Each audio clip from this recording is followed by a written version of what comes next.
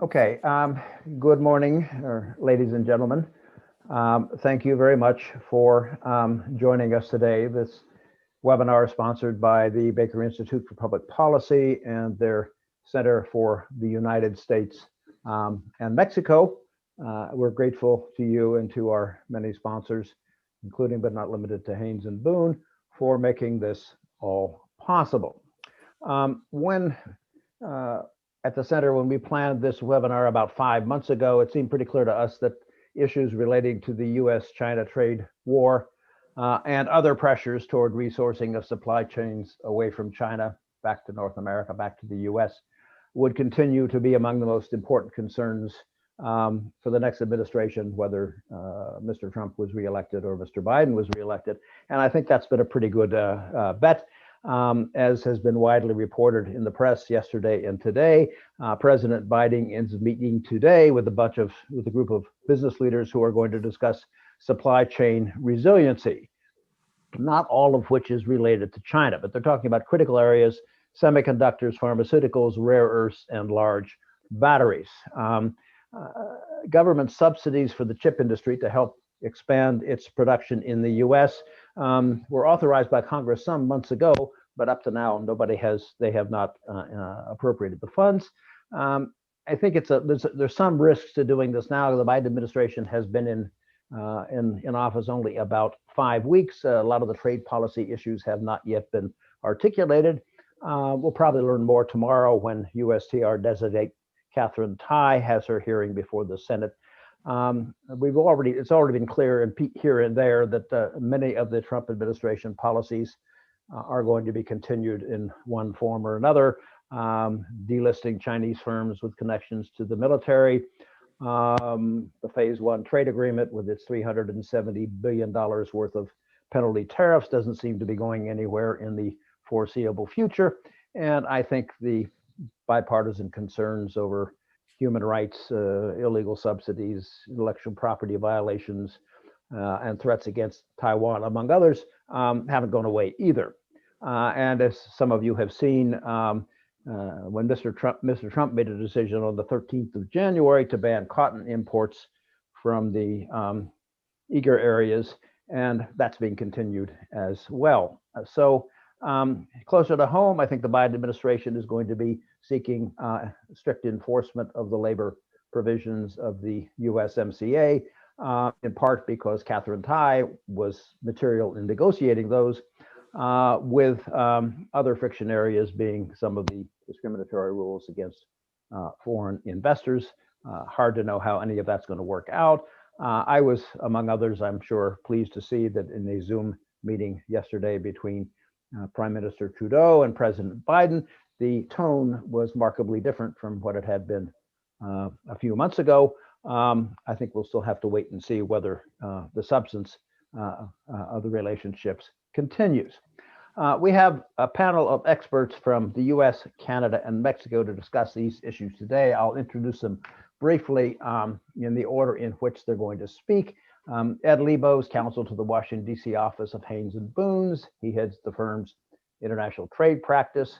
He was assistant general counsel for litigation at the USTC, U.S. International Trade Commission, several years ago, I think.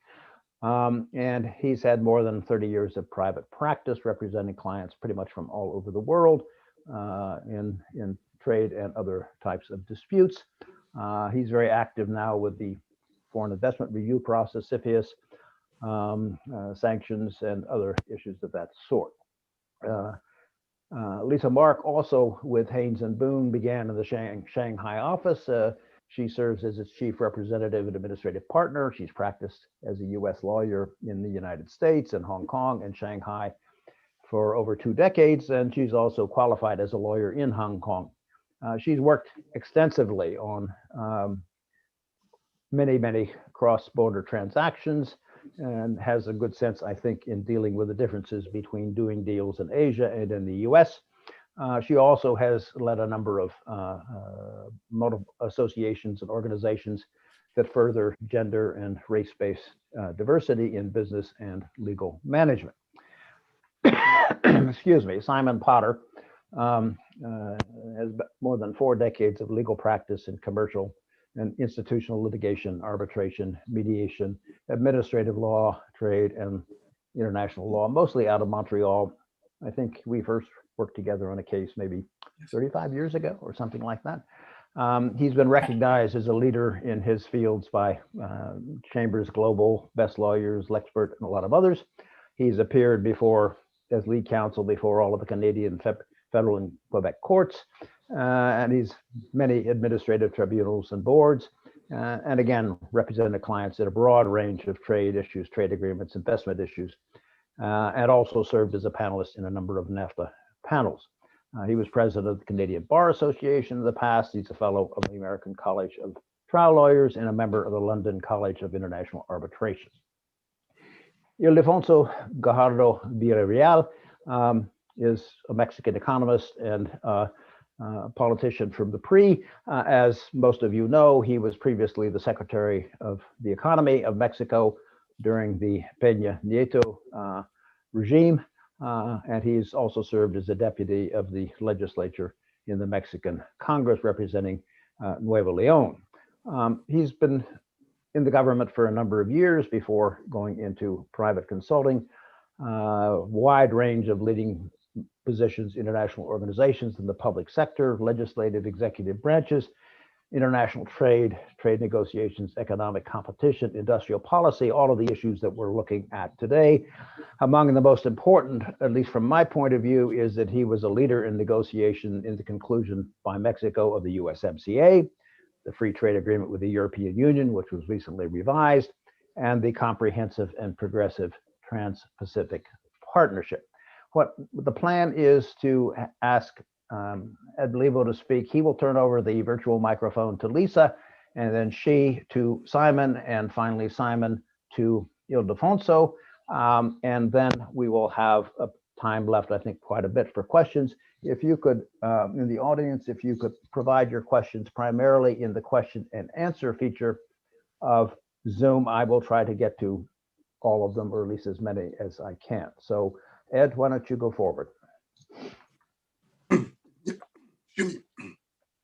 David, profound disappointment. Those two words, I think, summarize the U.S. feeling towards our relation with China, how it's developed the last 15 years. When China acceded to the WTO in December 2001, I think there was a great deal of optimism.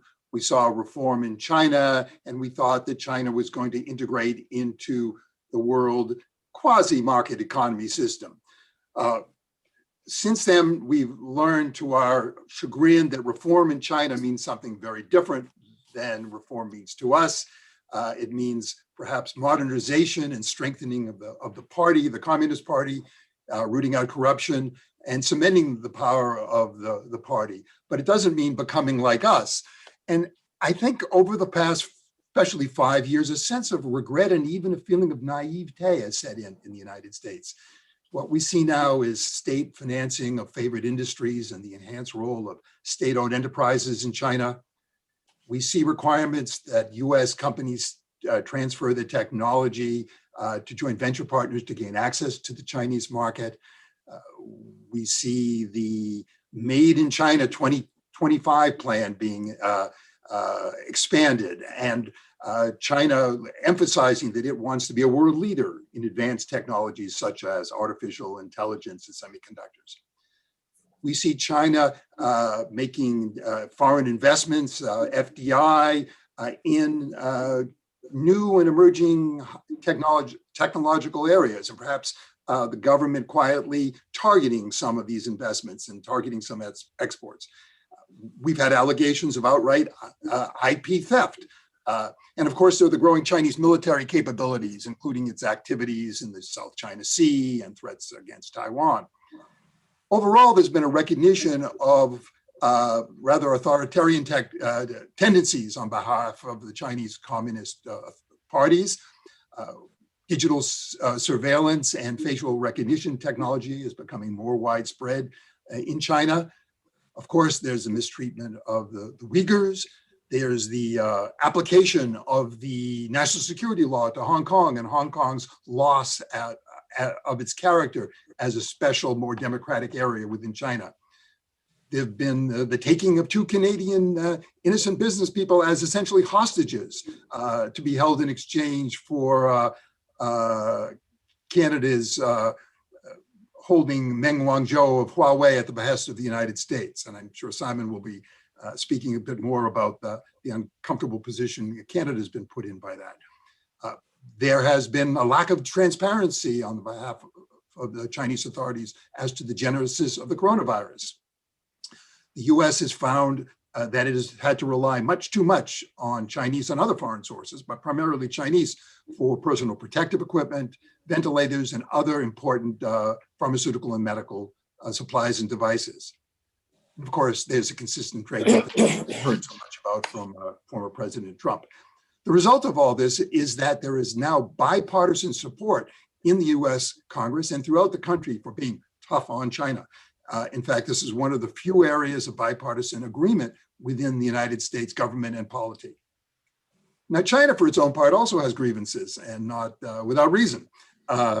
China has felt that the West, for centuries really, has abused it and taken advantage of it.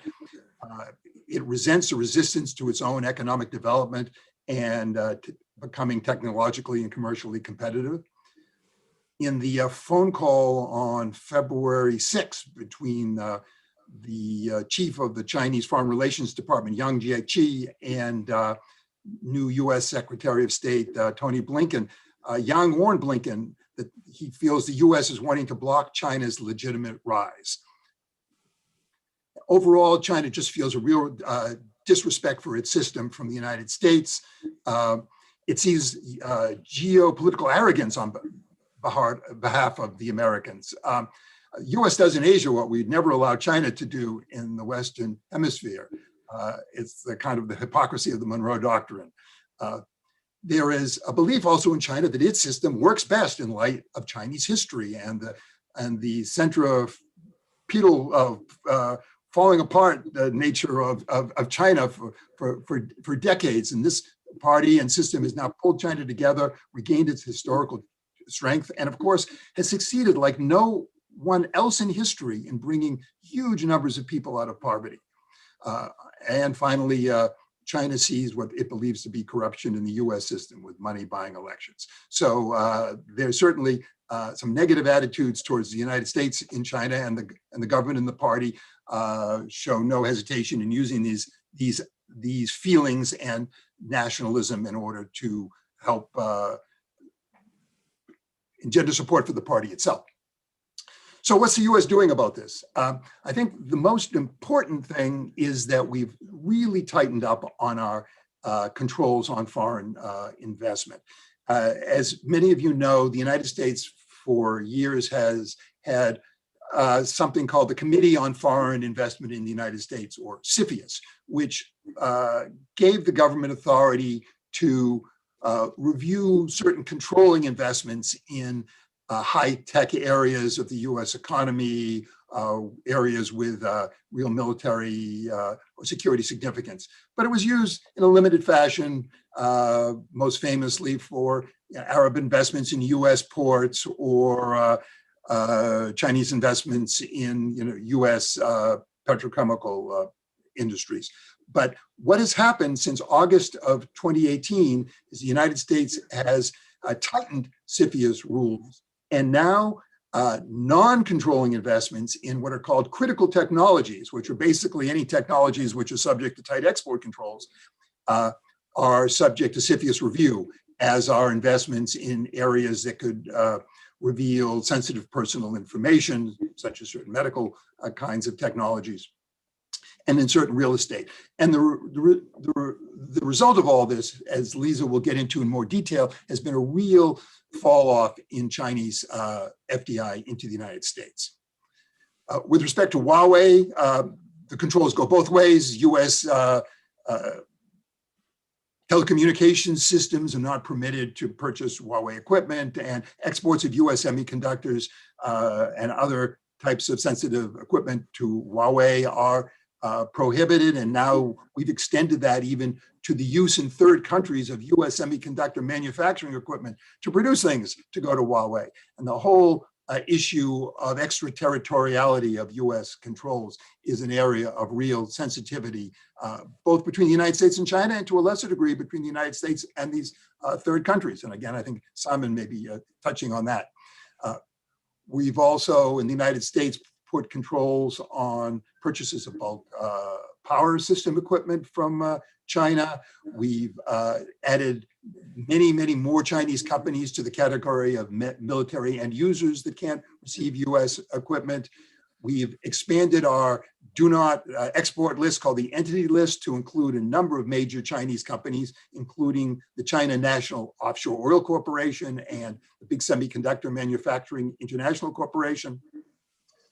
We've actually rescinded a number of export licenses, even securities transactions that might support the Chinese military have been restricted.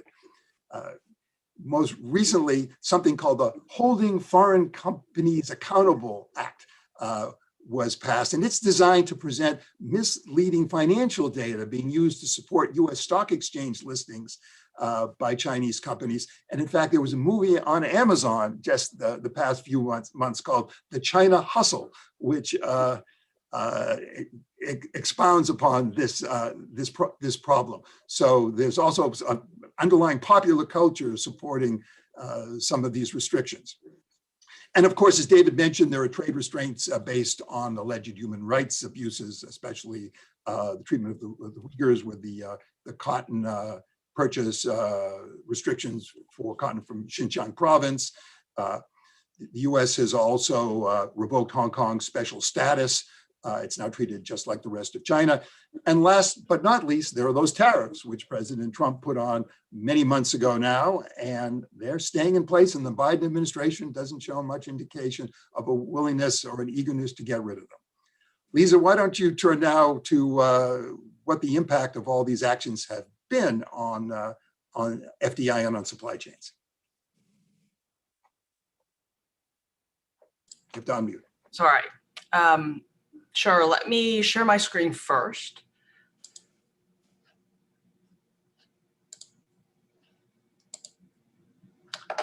Okay, so the topic of the day is to discuss the relations between US and China and its impact on USMCA. As David and Ed had mentioned in rapid fashion, right? The tension between US and China has significantly ratcheted up in the last 4 years. And it doesn't seem like, even though Biden has only been in office for 5 weeks, it doesn't seem like that the Biden administration is going to seriously chill the heated tension between the two countries.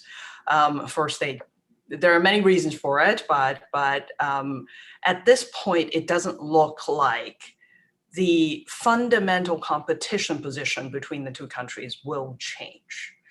And so we're looking at a shifting situation for both cross-border investments and, more importantly, cross-border supply chain.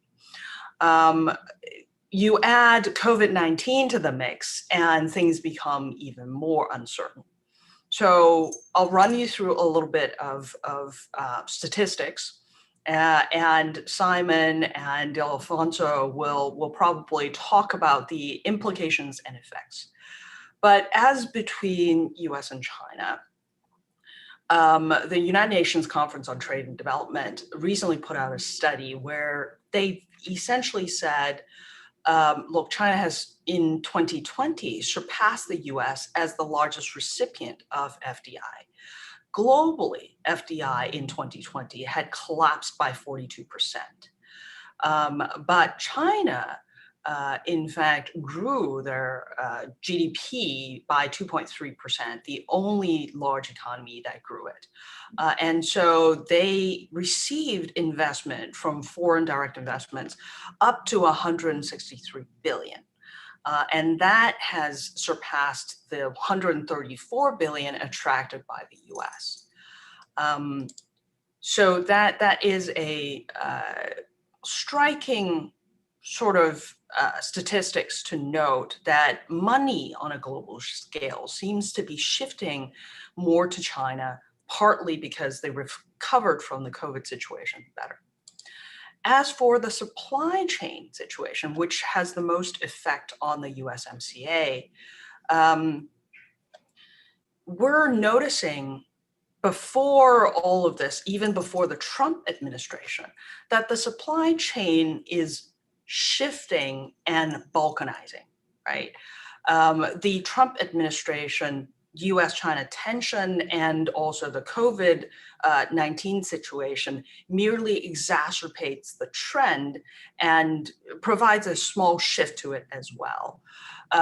When I say balkanization, what I mean is supply chain seems to be regionalizing,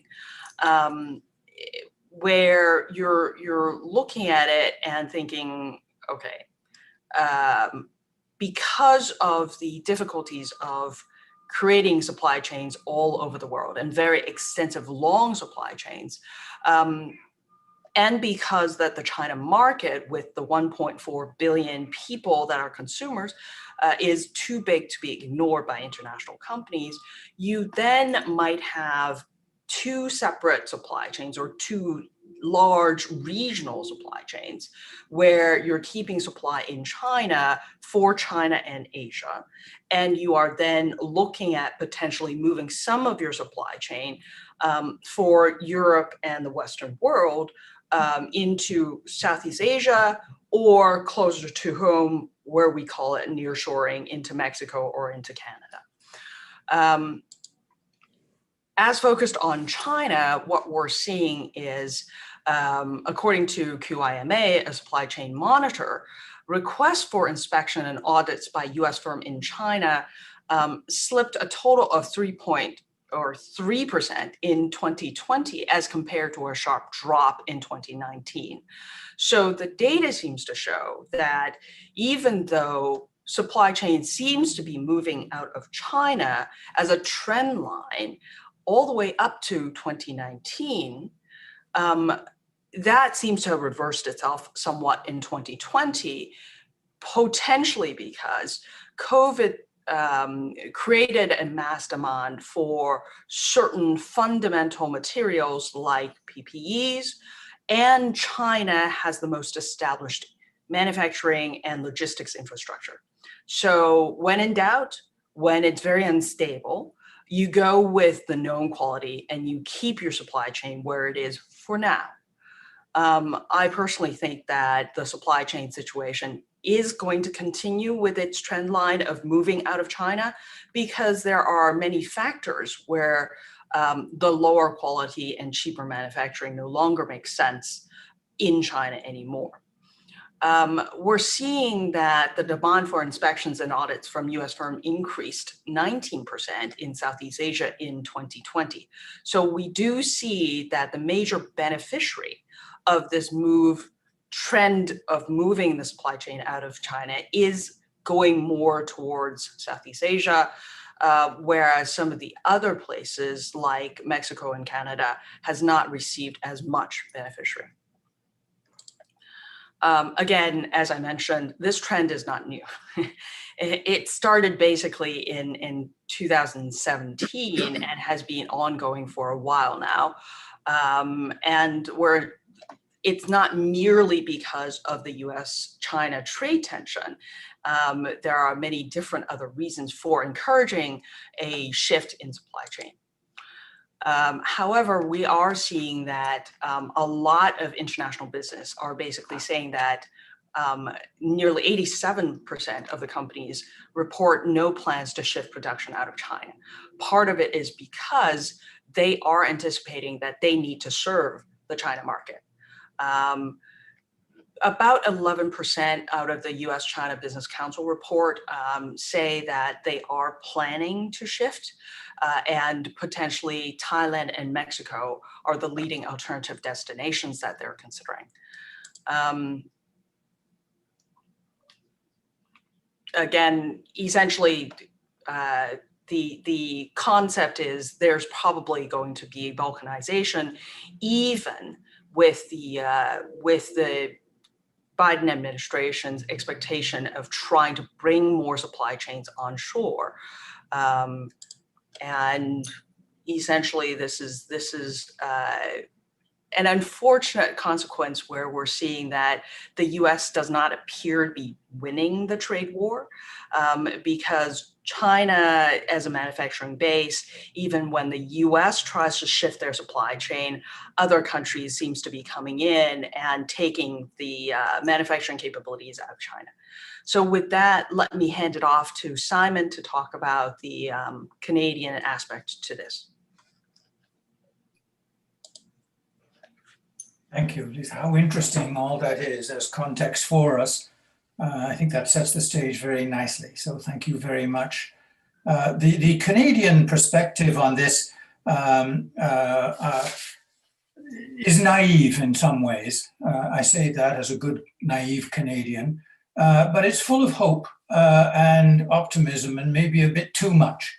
And I can see Ildefonso laughing. He's used to the Canadian negotiators seeing the world as a rosy place where everyone can get along. And Canada's still like that, even when it's obvious that it's not going to be the case. So the Pollyanna attitude of Canada is going to continue. However, it's starting to get a touch more realistic, and maybe we can just explore how.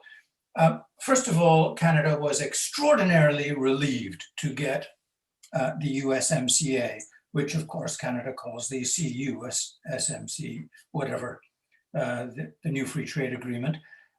Relieved because the threat was considered real of losing the North American integrated market under the NAFTA.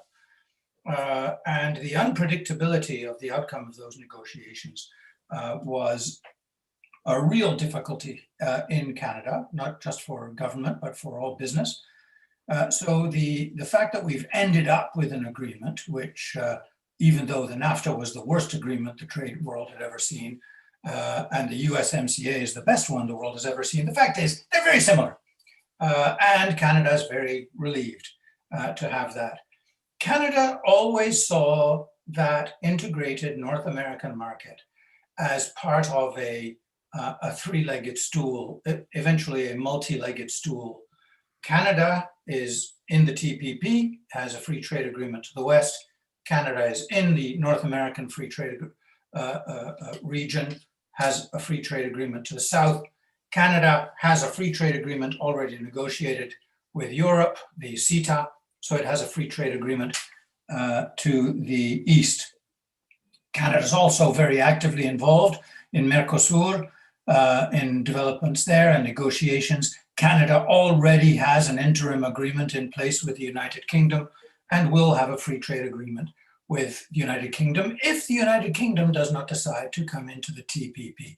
So Canada's three-legged stool is working itself out very well. And I know that Ildefonso has seen things quite similarly from the Mexican perspective, wanting to make sure that Mexico is not standing on one leg in all of this.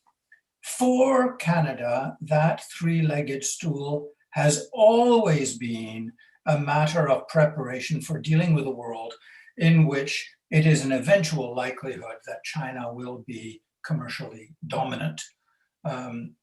So the fact of the USMCA from the Canadian perspective should be seen as part of an overall view of the world where Canada wants to maintain flexibility, wants to maintain a measure of influence here and there, but in a world in which China is becoming more and more important, and there's nothing that can be done to stop that.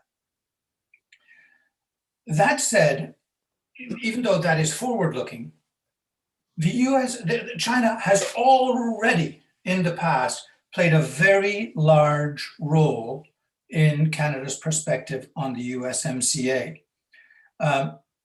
First of all, in the negotiation of the USMCA, or at least coincidental with it, simultaneous with that negotiation, while we were trying to save the world was being destroyed at the same time. The Trump war, the trade war of various tariffs, reorganized trade routes for many different materials, materials which were important to Canada. And sometimes the reorganization was back one way and back and forth the other way. For example, in agriculture, America shot itself in the foot by depriving its farmers of the ability to sell various products in China. Naturally, the Chinese turned to Canada to get its pigs. What happened? Well, the way to solve that, according to the Trump administration, was to negotiate what it called a trade agreement with China, which wasn't anything of the sort. It was a trade agreement, an agreement which required China to buy products from the United States, actually set targets for it. So the poor Canadian pigs were suddenly left without a market. And it wasn't just the pigs. So Canada has lived an unpredictability, a back and forth here with China because of the USMCA.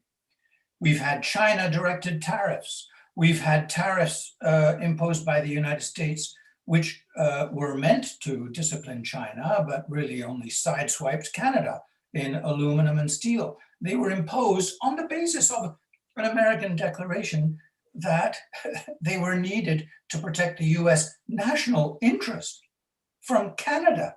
Well, that was a tough one for Canada to swallow, and that will have left a mark in how Canada sees its export markets in the future. And you can bet that there are a lot of people in Canada who see the Chinese market as maybe more promising over the long term than the American market. We had the problem that Ed mentioned of Ms. Meng Wanzhou, whom Canadian authorities arrested at the request of Washington, only to find 2 Canadians snatched off the street in Beijing and imprisoned, and they're still in prison. And then we watched President Trump not once but twice make Meng Wanzhou a pawn of negotiation, to say that, you know, we could be perhaps reasonable in the Meng Wanzhou case if only China would be reasonable on trade. We had Canada leaping into the TPP in part to create the North American bulwark in the Pacific against China, and then the USA abandoned it. So we have had China playing a role in the Canadian view of what its relationship is with the United States for some years already. And it has not just been China which has been more difficult than we all hoped it would be. As Ed so rightly said, we had such high hopes, didn't we, for China to come and play the rules-based game. And then suddenly China wasn't going to be like us. Well, it's true. China has proven that it's less easy to deal with than we had all hoped it might be. But so has the United States. The United States has been much more difficult to deal with than we all hoped the United States would be. And I think that's worth saying. But here we are. We've got a new administration. We have the USMCA. Where are we? A few challenges from the Canadian perspective. Buy America. President Biden went through his primary campaigns and the presidential campaign and his time since he's been in office talking about Buy America. Buy America is going to be a real thorn.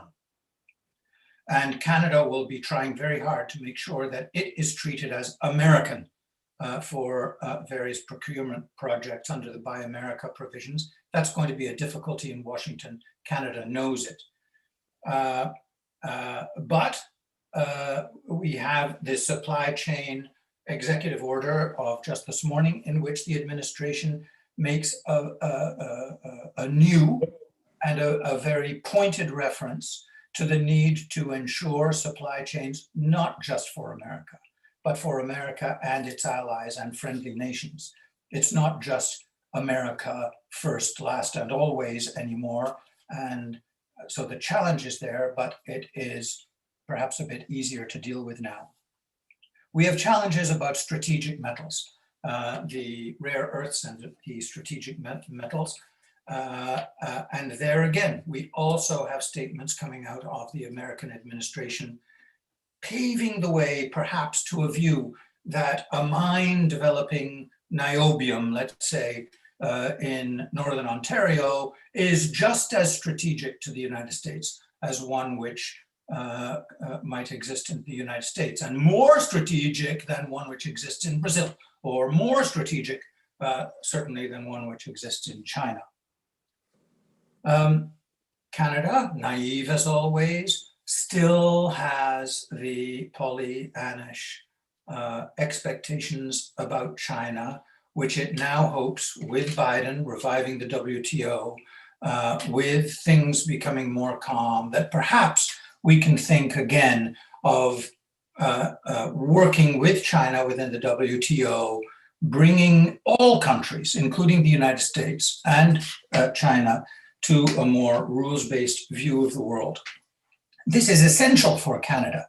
Canada is a tiny country, 1/10 the population of the United States, but it is a trading economy. 50 cents of its dollar is exports, and 75% of that 50 is exports to the United States. So the United States must, in Canada's view, assist Canada in bringing the world to a rules-based, or back to a rules-based view of international trade. I want to say something about national interest. The USA sees national interest just about everywhere from the Canadian point of view, even seeing Canadian exports of aluminum and steel as being difficult for it on a national interest basis. One of the practical difficulties for Canada is going to be that the USA sees national interest in terms which are very much more naturally America-centric than Canada views it. Canada views those interests much more on a global level, that is to say, Europe, Canada. And that leads me to my final point. The Canadian view of things, Pollyannish, naive, rules-based, disciplines-based, there's some emotion involved in there too. And Canada has these emotional ties to Europe. An enormous proportion of Vancouver has family ties in Hong Kong, direct family ties in Hong Kong. Canada has an emotional leaning more and more and more to Africa these days. Canada has a long-standing emotional drive not to want to be too much the mouse to the American elephant. Those emotional drives are big in Canada too. So all that to say, we have in Canada Pollyanna, who is slowly waking up and going to try and play a constructive role, all the while preserving its own flexibility. It means playing a double-sided game, a double-faced game in some ways, being nice to the United States, but trying to be nice to China too, all the while trying to bring people into the family. So that is the Canadian perspective.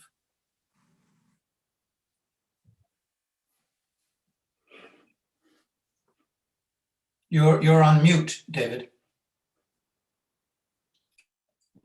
Ildefonso, your turn. Thank you, David.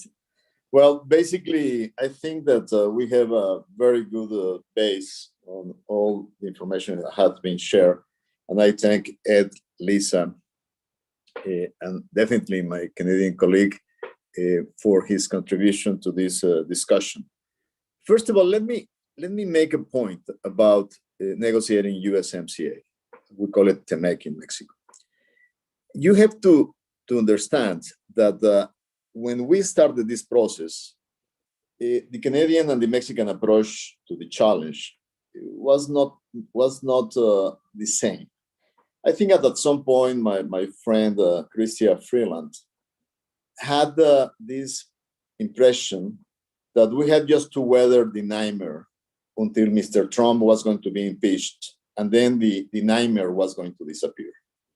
The Mexican perspective to that was that we will be facing a long-term challenge, although we have to make time our ally. Do not bend to Washington interest immediately, but we knew that the nightmare was not going to be over. And even today, with Mr. Trump out of office, the nightmare is not over, because the way the new agreement has been built imposes a lot of requests and requirements from NAFTA partners that are not imposed on South Asia countries. And with the MFN system that we have today, the MFN rate in the US on average is below 3.5%.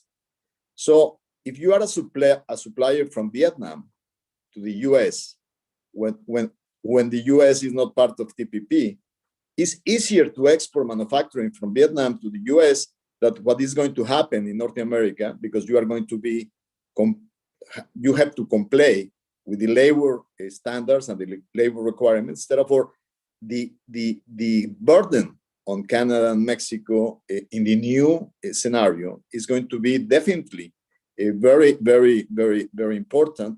And therefore, the way in which USMCA was constructed is that the long-term perspective of the Trump administration was to play it very hard with other countries in terms to get benefits from the North American market. So we have to, in order to answer the main question of this dialogue, what is the impact of the US-China trade war on the future of USMCA, we have to understand how the architecture of the new agreement has been set forward.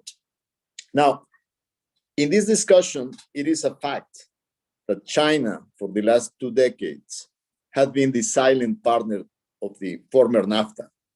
I mean, it was just by fact, the 4th member of NAFTA.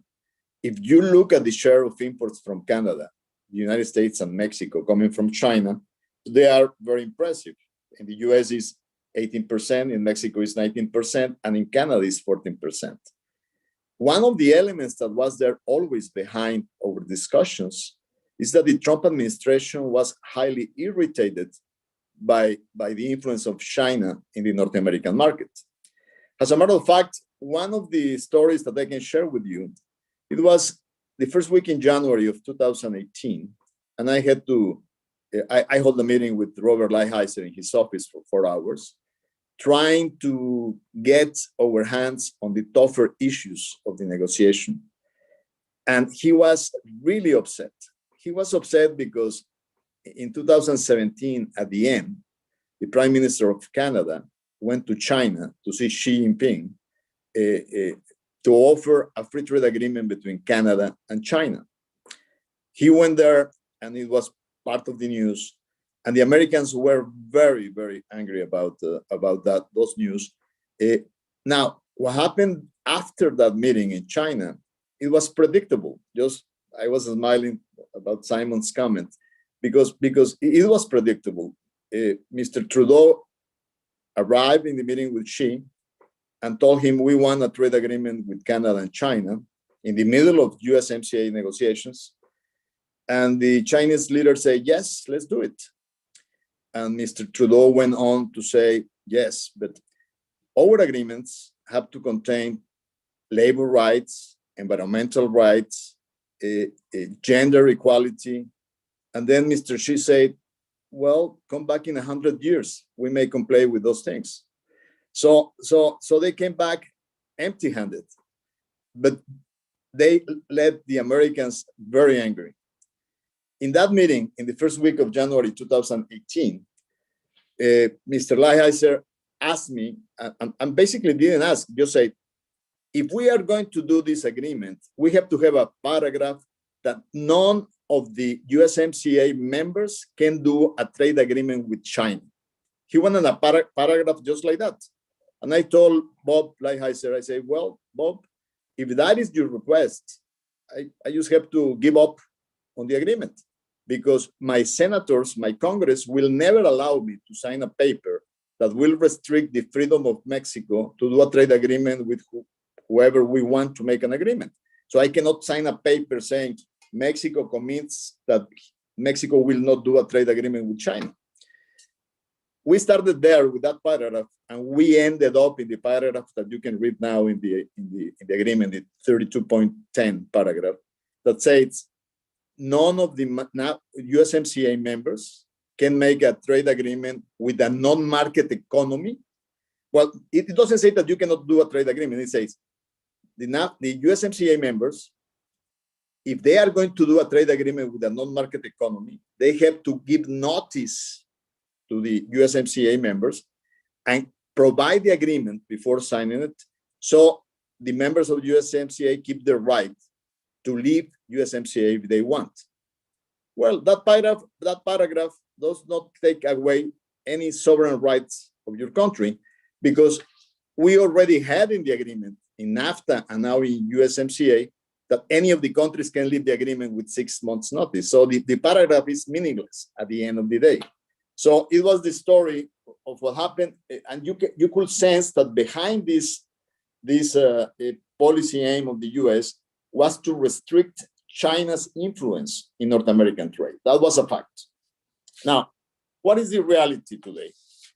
China is a main player in the sourcing of North American production.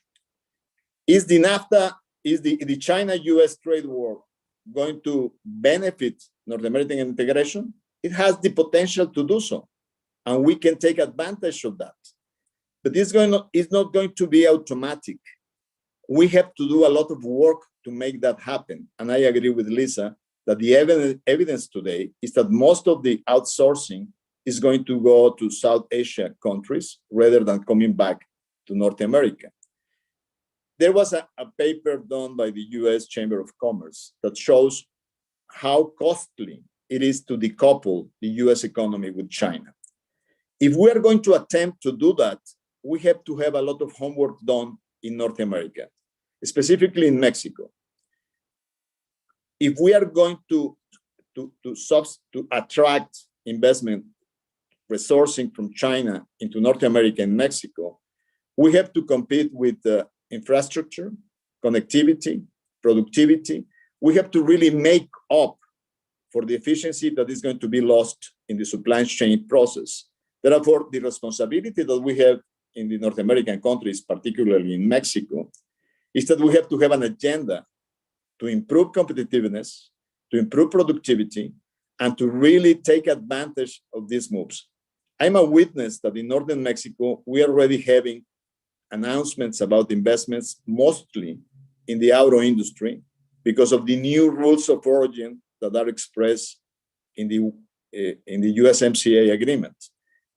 Things that were not done in Mexico before, like aluminum casting, like new and advanced plastics for the auto industry. So there are new investors coming into Mexico looking for opportunities to supply the North American market. But the challenge is we have to have the Mexican government and the private sector align in a strategy to really attract effectively these investments, looking for relocation in North America. Now, on the Mexican challenge about the public sector, there has been a lot of actions that are not strengthening trust for investors. Most of these actions had to do with energy, had to do with policy actions that are related to government concessions. So there are going to be conflicts in USMCA coming from investors that have trusted the energy sector. There are going to be some elements that will basically arise with some investment done in areas that are related to transportation. But it is very important that we keep the framework in the manufacturing sector not affected by these new policy elements that are coming out of the Mexican administration. So, as I say to the firms and my clients in my consulting firm, if you are going to invest in Mexico in manufacturing for the export sector, the risk is much lower, is very low compared if you are thinking about investments in the energy, oil, electricity, in solar, wind electricity. But therefore, even that will have an impact in the medium and long term in the cost of operations in Mexican territory. They will not have an impact in the short term, but it will affect the matrix for competitiveness of the manufacturing sector in the long term.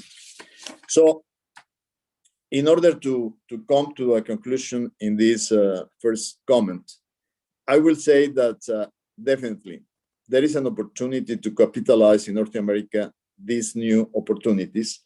But at the same time, and let me make a reference to something very interesting that David had mentioned.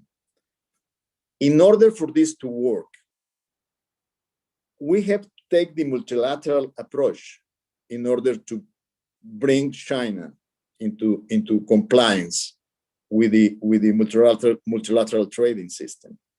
If we don't take the multilateral approach, and if we lose in North America the efficiency of the value chain coming from China, the advantage will be taken by other regions in the world. The North American industry will lose competitiveness, and if we are just alone and an individual aim to confront China, those advantages can be taken by other regions, like Lisa was suggesting, like Asia has an integral unit, or Europe, if they don't follow the same approach than North America. Therefore, it is obviously something extremely relevant that the Biden administration takes on again the responsibility of the US to lead the efforts in WTO to bring back China to the table. Because if we don't do it multilaterally, then we are going to distort the advantages between trading regions in the world. And we may be the losers at the end of the day. So I will leave my comments here, and I will be very interested to engage in a discussion. Thank you very much to all of you. Let me start with one of the audience questions for Ildefonso. The correspondent says, are you saying that the rules of the trade agreements between the US and North America and between the US and South Asia, like Thailand, Vietnam, and such, are different in such a way that it will benefit South America? No, it will benefit South Asia. What I'm saying is, sorry, yes. Yeah, South Asia. What I'm saying is, let's review something very, very concrete. Today, U.S. unions are looking very much into how labor rights are enforced in the manufacture of auto parts in Mexico. So there are new rules in Mexico that after we change our labor laws that imply a lot of requirements in terms of labor rights, transparency, voting for unions, labor contracts. And firms in Mexico are very responsible organizing to meet those requirements. But those are, at the same time, as you may know, incentives to use as an excuse these new commitments for protectionism. They may abuse in bringing cases not founded, but just to make pressures to protect some industries. Now, if you are exporting auto parts from Vietnam into the US and you have to pay a 2% MFN rate, what will be cheaper for you, to pay the 2% MFN rate or to comply with very strict labor standards? So then if you do not confront this as one challenge vis-a-vis the world, then you are going to open the door for other regions to take advantage. Not China, because now you are increasing rates to China above MFN rates. But then you will open the door for other economies that will not comply with high labor standards and will take advantage of the North American supply chain.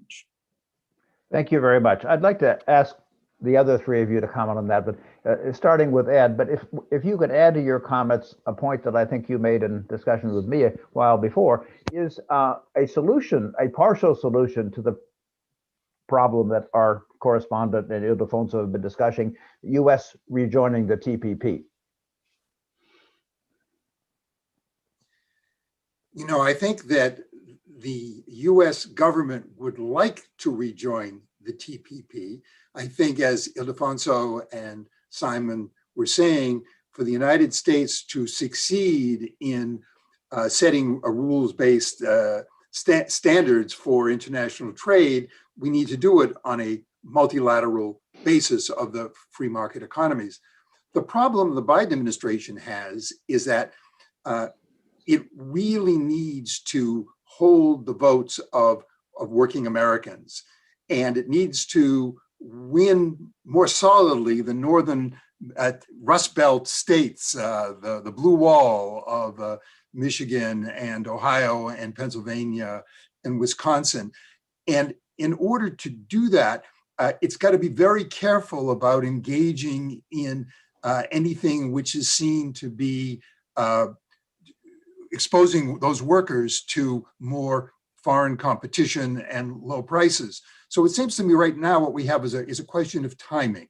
The US wants to get back into the TPP. It wants to be multilateral, but politically, the administration knows that it can't move too quickly. So if its COVID response package and its other steps to stimulate the economy and its infrastructure development plan get going in the next year, 18 months, and really strengthen the economy and the confidence of the administration, then I think a year or two down the road, we'll see it more likely to join into the TPP. And for those of us who want to see the United States be more multilateral in its international operations, we also think that the Biden administration has to remain in power and not be replaced by Trump or Trump light. So we have to perhaps forgive their pacing here in order to reach the long-term goal. Thank you. Lisa, would you like to add anything? Sure. I'm struck both in the data and also in this conversation as to how complex the supply chain and the world trade system has gotten over the course of the last 20 years. So I think any regulator, any decision maker should be very careful of unintended consequences, particularly unintended consequences to, for example, the allies or the other countries that are not US and China. So when I say unintended consequences, let me give you an example. Recently, there was news coming out saying that over 1,500 employees in the GM plant in Kansas City was permanently laid off because of a shortage of chip, lower end chip, not very high end chip, but chips for manufacturing of cars.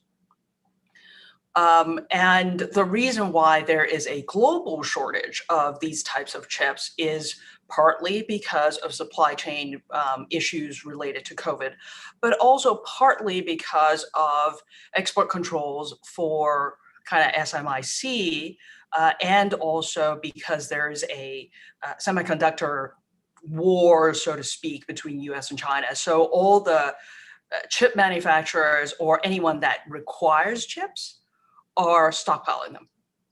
So I think for a lot of these trade policies, it's very easy to kind of have the, okay, China's bad actor and therefore we want to kind of punish them. But if you really look at this from the business world's point of view, you realize that China's too big of a market to completely ignore. And any policy that is simple will probably not work because, as Ildefonso says, if you only limit a region and apply different rules, then you're going to allow other regions to take advantage. And ultimately, you might be the loser. So I think I certainly support the let's take some time, let's take a very holistic global view approach and try to work out a system that works and minimizes as much unintended consequences as possible. Thank you. Simon?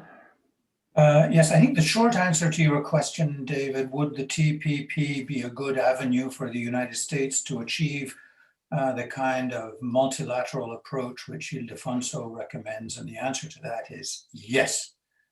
I'm tempted to go further than yes and say that it is essential and insufficient. It's essential because there's no real prospect of negotiating something else, some parallel institution to the TPP.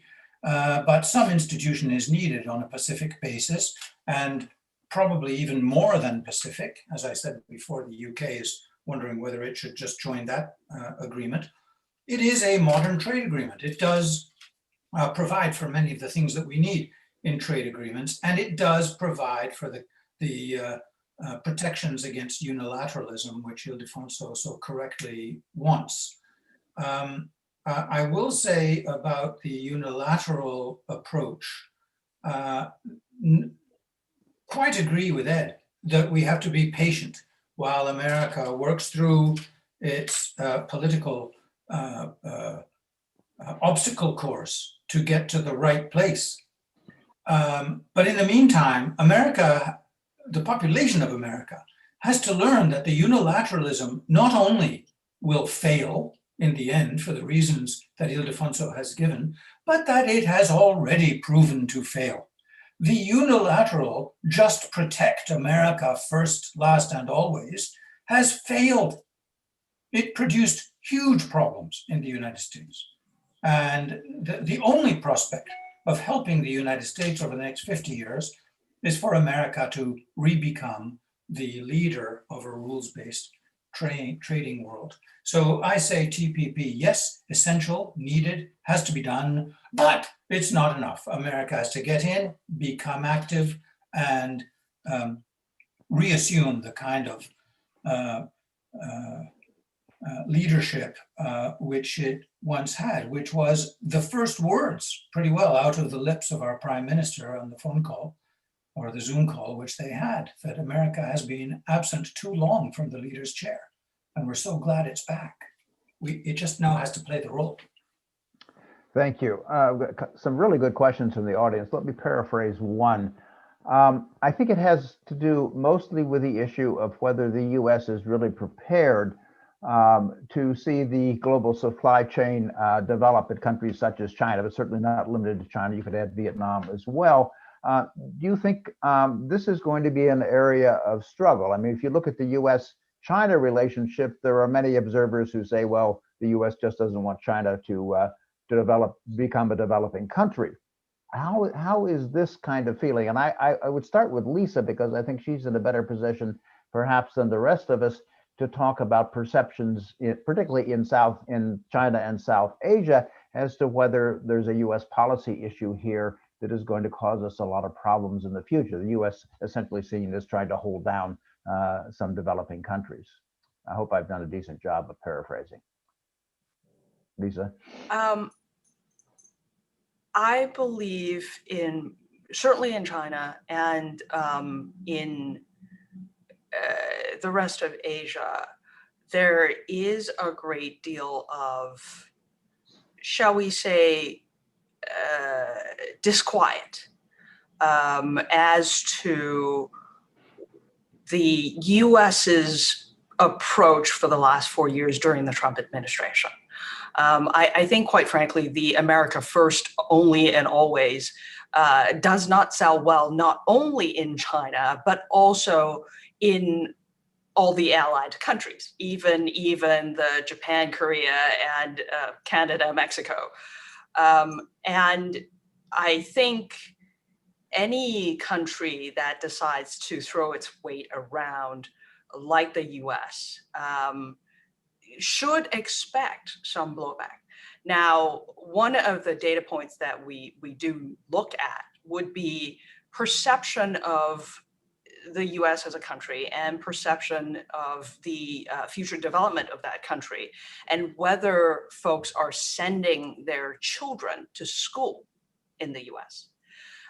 Before the Trump administration, before this US-China trade war, you see massive amounts of Chinese parents basically saying, we want to send our kids over to the US for tertiary education or even high school education. And that has led a massive amount of foreign exchange into the US. The tertiary education industry is a very large industry in the US. After the Trump administration's various moves, you are now seeing Chinese parents much more inclined to send their children to Europe, Australia, or Canada. US, because of visa restrictions, because of perception-wise, is no longer the first country of choice. And that's probably a good indicator of the perception of how the US has fared. Thank you. Now I want to combine a couple of questions, I think for Ed. The first aspect of it is we've seen so far that the U.S. has supported in the WTO the Nigerian candidate for Director General. We also saw a day or two ago that there seems to be no inclination to go forward with appointment or reappointment of appellate body members. How does that affect, how is that likely to develop over the next couple of years of the Biden administration? And to what extent is it going to increase or decrease the likelihood that China will be open to participating in the WTO's rules-based system, let's say in the next decade? Well, all I can say is I hope it is the right step, and I hope it will be seen by China as a small step forward on the part of the United States, and a step which the United States administration can take politically. Steps within the WTO do not get the kind of news play, or nor are they as widely understood as U.S. enters into massive trade agreement with 10 other countries on the Pacific. So I think that it shows where the heart is, and when you have a chasm, or when you have a long journey in front of you, as Chairman Mao said, it begins with a single step. Thank you. Let me ask, again, combine a couple of questions for Ildefonso. And the questions both have to deal with the extent to which Mexican labor costs, energy costs, and costs for such thing as aluminum for the die casting industry are such that it can be competitive to the extent that the decoupling of the U.S. with China benefits particularly Mexico, but also Canada as well as the U.S. Since the U.S. is obviously going to subsidize certain industries like semiconductors, Mexico probably doesn't have the capacity to do that. So how does Mexico, beyond what you've already said, and you did address this to some extent, how does Mexico move relatively promptly to deal with some of these issues? Basically, I believe that the industry is aligning their efforts to take advantage of the new rules of origin in the new agreement in USMCA, and I do believe that we will keep our advantage, our competitive advantage in some of the key inputs, and definitely things are happening in that direction. Now, we have to monitor very closely the future in the short time and medium term about the electricity sector. As you know, electricity and gas is a very relevant input in many industries. In the case of steel, aluminum, and some of those industries, the cost of energy is a big part in the equation. So I do believe that the private sector is well aware. Efforts are aligned in terms to prepare and organize to take advantage of this reshoring of investment and new opportunities of supply. Although nothing should be taken for granted, and we should monitor and follow very closely developments in many of these different areas. We have to be competitive in energy in order to take advantage of this. We have to align our labor forces and do not allow that some of these disputes can be pushed by interests that are more protectionist than real concern for labor rights. So I do believe that Mexico is positioned to take advantage of this, but we have to be working very, very closely with the government in order to make sure that these opportunities become reality. Now, making a comment on TPP that had been discussed by my colleagues, I agree that it was a political item that was obviously discarded at the beginning of the Trump administration. But the reality is that the labor movement in the US saw the advantage to work with Democrats.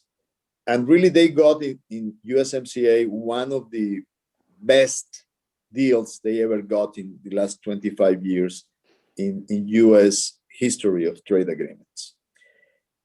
If the labor movement in the US looks into the opportunity to bring those disciplines into TPP, I think the chances of that to move forward in the political scenario are much better, because labor knows that just by opening up the economy like it is today with very low MFN rates to bring in inputs from Asia, they are going to lose the battle. The only way to grasp their influence in the battle is to trade agreements. So there are ways in which the political system can really induce this possibility. And again, another comment of your question about WTO. It is definitely a good signal that the Biden administration is going back to the table. But unfortunately, WTO is still very, very much stuck with the Doha round agreements. And if we don't work with the big players to get this thing moving forward, we are going to spend the next decade going around the same issues that we spent the last 10 years. So it requires the political commitments of nations like India, China, the US, and the European Union. If those four, they don't get an agreement to push forward, things are going to go like a dog chasing its tail, back round and around without no future. Thank you. That's very helpful. I think we have time for maybe one more question that I'm going to ask to everyone to comment on. There have been a number of comments involving, trade and trade agreements between North America and China and South Asia. I wondered if any of you would like to address a little bit further the trade agreements that both Canada and Mexico have with Europe.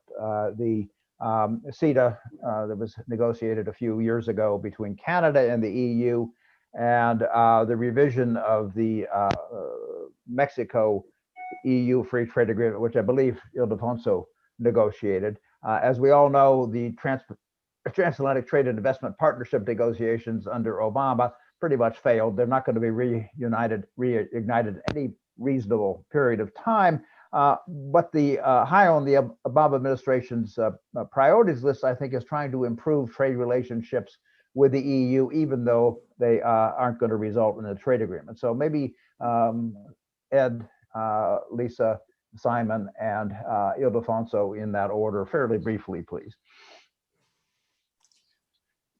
One point you didn't mention, David, and I'm just going to throw out as my brief comment here, is that there could be a real incentive to move forward with the United Kingdom for a trade agreement with the United States, because it seems a little bit more manageable, and there might be a more willing interlocutor, much less complex than dealing with the EU. That's just one point. The second, and it may be politically, again, a little bit easier sell in the United States. In terms of other trade agreements, you haven't mentioned Latin America at all. We have nothing with Mercosur. The US recently entered into a protocol with Ecuador, very, very simple kind of first steps. And perhaps even if nothing progresses further with Ecuador after the April elections, which is likely to see a socialist candidate winning, perhaps that protocol might serve as a bit of a model for some initial baby steps with Mercosur and other parts of Latin America. Thank you. Lisa, do you want to add anything? I have little insight on trade kind of regulation between US and Europe, but I will note that China recently entered into 2 large trade agreements The first is RCEP, which is the Regional Comprehensive Economic Partnership between 15 Asian Pacific nations, including Australia and New Zealand. And in January of 2021, in fact, China and EU reached the EU-China Comprehensive Agreement on investments. So as we've discussed, because of the bilateral nature of the kind of last 4 years of US trade relations, we're now having overlapping and very bilateral kind of trade agreements all over the place. And that is going to cause significant concern for multinationals that are trying to navigate through all of this. And the unintended consequences that I had mentioned, which then causes everybody heartache. Simon? Yes, thank you. Those are interesting points. Canada, one of the reasons that Canada wanted its agreement with Europe was to make sure that Canada got in there before the United States started negotiating with Europe. Canada was convinced it could get a better deal out of Europe by allowing Europe to set the stage for its eventual negotiations with Washington. And I think that is proving correct. It's proving correct among other ways, along the lines that Lisa has just mentioned. The CETA has an investment protection mechanism with an investor states arbitration or recourse, whereas the USMCA has a watered down investor state protection mechanism, which Canada preferred to walk away from in the USMCA and leave it there only for the United States and Mexico. It was watered down, not by Mexico, as I understand, but by Washington, which saw problems of sovereignty and foreign judges telling America what to do. But now America is going to have to go in and negotiate something with Europe. It's certain. Both Mexico and Canada have a very advantageous access to the European market, which American exporters do not have. And America is going to have to face investment protection discussion with Europe. So anyway, the answer to your question is yes, the CETA is interesting in this discussion. And it's interesting as far as China is concerned, the topic of our conference, because it is the kind of bulwark or example to erect against the Chinese agreement, which Lisa has just mentioned. Thank you very much. Ildefonso, you get the last word.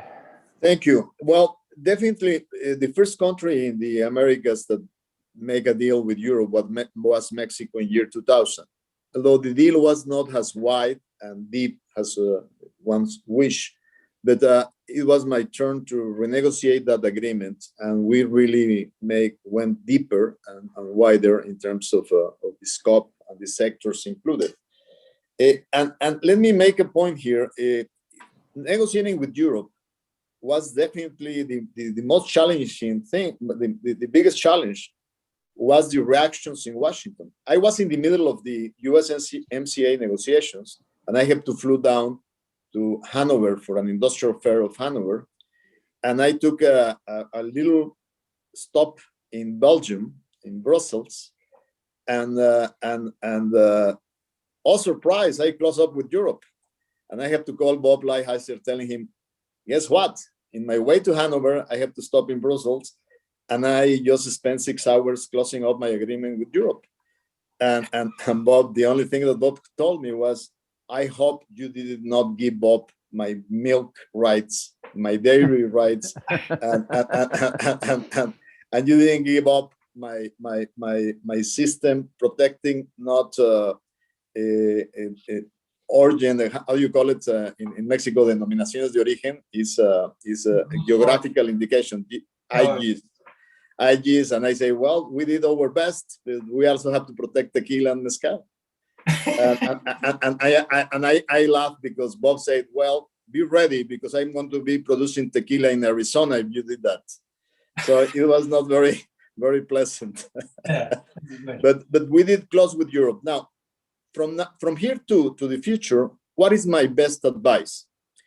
If Canada has an agreement with Europe, Mexico has an agreement with Europe, and the US may look into the possibilities of having an agreement with Europe, we have to round up our sourcing, our rules of origin, to make it feasible that in our exports to Europe, we can include American inputs, Canadian inputs, and the US can include inputs of the region, as complying with just one requirement, getting into European market. It will be into our advantage. If Europe is a conglomerate of more than 20 countries, we can be a conglomerate of 3 countries dealing with Europe. So I think makes a lot of sense to round up our understandings with Europe as one region.